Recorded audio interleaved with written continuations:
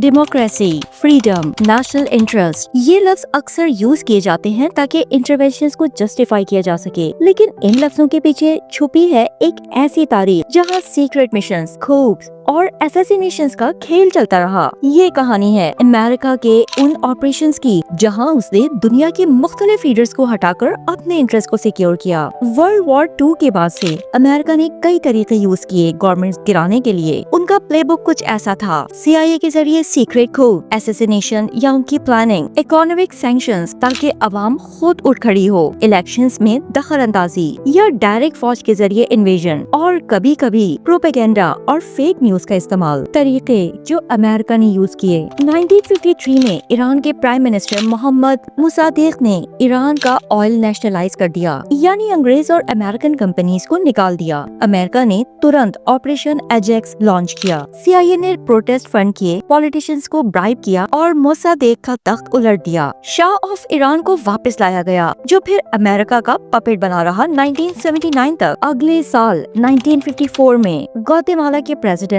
जैकोबो अर्बेंस को भी हटा दिया गया। वजह, उसने एक अमेरिकन कंपनी यूनाइटेड फ्रूट के खिलाफ लैंड रिफॉर्म्स किए। CIA ने फिर से एक coup प्लान किया, फौजियों को ट्रेन किया और डेमोक्रेटिकली इलेक्टेड लीडर को गिरा दिया। नतीजा, सालों तक सिविल वॉर और 2 लाख से ज्यादा लोग मरे। 1973 में चिली के सोशलिस्ट प्रेसिडेंट साल्वेडर अलेंडे को भी हटा दिया गया। अमेरिका ने जनरल पिनोचेट को सपोर्ट किया, जिसने पावर ले ली और डिक्टेटरशिप चलाई। हजारों लोग टॉर्चर हुए, कुछ गायब हो गए, लेकिन क्योंकि वो अमेरिका फ्रेंडली था इसलिए कोई प्रॉब्लम नहीं थी। कॉन्गो 1961, पैट्रिस लुमुम्बा को हटाकर और मारकर एक प्रो अमेरिका डिक्टेटर मोबुतु को लाया गया। वियतनाम 1963, साउथ वियतनाम के प्रेसिडेंट डीम को हटाया गया, जिसे अमेरिका ने पहले सपोर्ट किया था। इराक 2003, सद्दाम हुसैन को गिराया गया WMDs की झूठी रिपोर्ट्स की बेस पर। कंट्री आज तक अनस्टेबल है। लीबिया 2011, गद्दाफी के खिलाफ नेटो ऑपरेशंस लॉन्च हुआ। अमेरिका ने रिबेल्स को सपोर्ट किया, गद्दाफी मारा गया, लेकिन लीबिया कोलैप्स कर गया। तो सवाल ये है, अमेरिका ने ये सब क्यों किया? एक लफ्ज में जवाब है, इंटरेस्ट। कहीं कम्युनिज्म रोकना था, कहीं ऑयल चाहिए था, कहीं अमेरिकन कंपनीज की प्रोटेक्शन जरूरी थी, और कहीं बस पावर और कंट्रोल चाहिए था। लेकिन इन सब एक्शंस का नतीजा क्या निकला? वो मुल्क जहां अमेरिका ने इंटरफेरेंस की आज भी सिविल वॉर्स, पॉवर्टी और इनस्टेबिलिटी का शिकार हैं। डेमोक्रेसी के नाम पर उनको सिर्फ बर्बादी मिली, और दुनिया के कई लोग अमेरिका को फ्रीडम का हीरो नहीं, एक ग्लोबल मैनिपुलेटर के तौर पर याद रखते हैं। ताकत का अपना एक नशा होता है, लेकिन जब सुपर पावर अपनी मर्जी से गवर्नमेंट गिराती है तो सबसे ज्यादा नुकसान अवाम का होता है। सवाल ये है, क्या हम हिस्ट्री से कुछ सीखेंगे या फिर ये गेम दोबारा चलेगा? तो चलिए दोस्तों, मिलते हैं एक नए टॉपिक के साथ एक नई वीडियो में। तब तक के लिए अल्लाह हाफिज।